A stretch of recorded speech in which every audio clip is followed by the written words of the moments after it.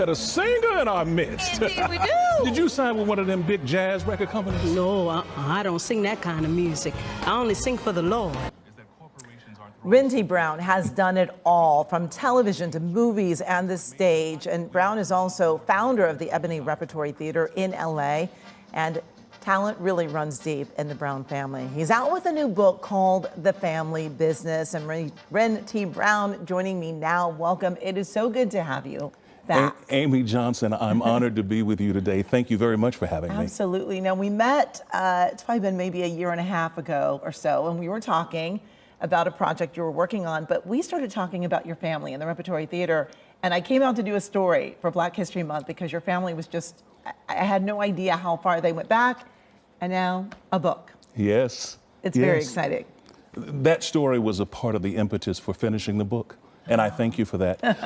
The story begins with my great-grandfather, Willis Handy Young, born in 1872 in Thibodaux, Louisiana. He was a multi-instrumentalist, he was a composer and an arranger and a teacher of music. And he taught his entire family, but particularly he taught his 3 children, and among them my grandfather, my beloved grandfather, Lee Young Sr., who became the first Black staff musician in the history of Hollywood, Columbia Pictures, 1946. He was a drummer.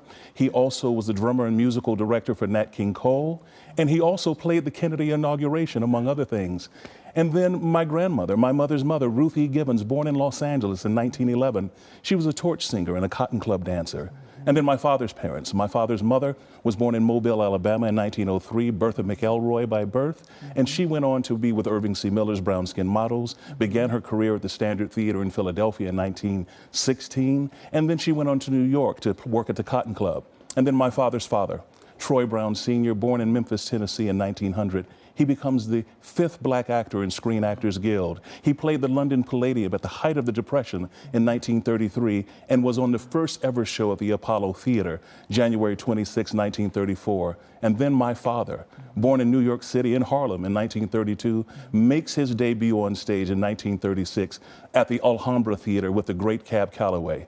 And then in 1964, Wren Troy Brown was born at 5:03 p.m. on June 11th. So here we are. Yes, and I mean, you say it so eloquently. I can only imagine this book is just going to be fantastic. I can't help but notice the foreword by Wynton Marsalis, and then this amazing picture. Tell me about this picture. That is my father and his father, my grandfather.